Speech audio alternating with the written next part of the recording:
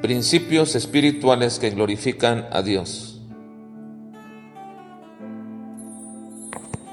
Principio espiritual número 191.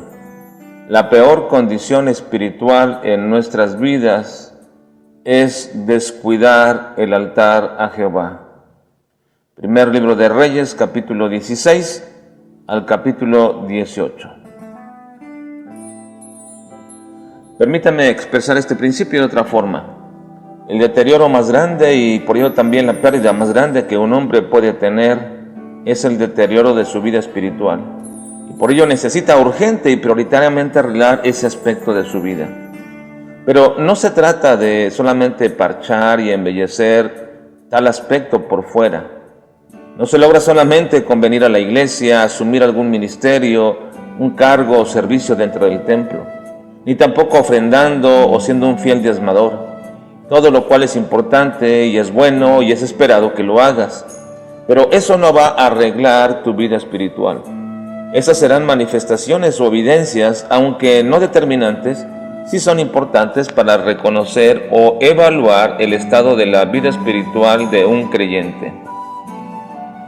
El día que conocimos a Cristo, también fue implantado en nosotros una nueva naturaleza, la naturaleza espiritual, y desde entonces no podemos ni debemos descuidar los aspectos espirituales de nosotros.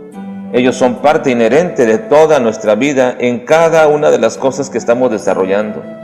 Toda nuestra vida ha sido afectada para bien, porque ahora cada cosa que hacemos está impregnada de una cosmovisión espiritual, y cuando ésta se descuida, entonces veremos los resultados y se hará patente que estamos lejos de Dios. Acab fue uno de los muchísimos reyes de Israel que fueron malos delante de Dios. Dios mismo calificaba a estos reyes a unos y a otros como peores que sus antecesores. Pocas veces eran mejores que ellos. Acab fue el séptimo rey de Israel. Su padre fue también un rey abominable delante de Dios.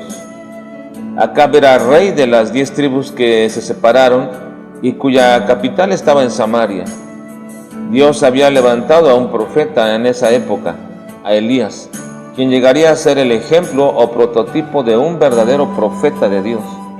El pueblo de Israel se encontraba en una gran hambruna por causa de la sequía profetizada por Elías, como una señal de juicio contra el pueblo. Y la razón era precisamente que el pueblo se había desviado de la adoración a Dios y se habían vuelto a dioses paganos. Era tal la confusión religiosa en que estos se encontraban porque los reyes anteriores los habían guiado a una adoración sincretista, donde no podían definir verdaderamente quién era Dios, el Dios que los había sacado de Egipto y los había introducido a una tierra la cual habitaban. Estaban en tal confusión que les era imposible tomar una determinación espiritual.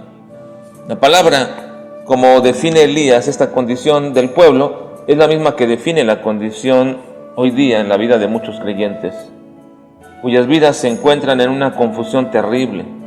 Estaban claudicando. Es increíble, pero habían llegado a un punto la nación de Israel en que no podía distinguir la diferencia entre Jehová y Baal. Cuando Elías los increpa respecto a esta condición, para que ellos decidan ahora si Jehová es Dios, les dice, síganle, y si Baal, vayan en pos de él. ¿Y qué hizo el pueblo? No respondieron palabra. Es decir, no tuvieron una opinión, un argumento, ni siquiera un recuerdo como para poder distinguir. La razón es que habían dejado a Dios, habían abandonado el sistema levítico de sacrificios, y por lo mismo el altar a Jehová estaba arruinado. Nadie lo usaba ya y nadie lo había reparado.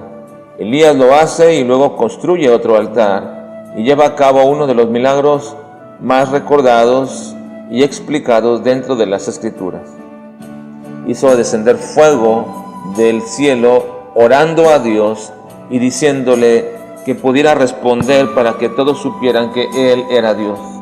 Así que el fuego desciende y consume el sacrificio, las piedras del altar, lame el polvo y el agua, todo lo consumió, manifestando entonces al pueblo quién es el verdadero Dios. La condición espiritual más humillante en la que se puede encontrar un hijo de Dios, o al menos alguien que dice serlo, es que no puede establecer convicciones profundas acerca de Dios de tal forma que sepa cómo es Él y quién es Él, que puede ser lamentablemente, pero muy fácilmente, movido de su percepción correcta de Dios y desconocer a Dios.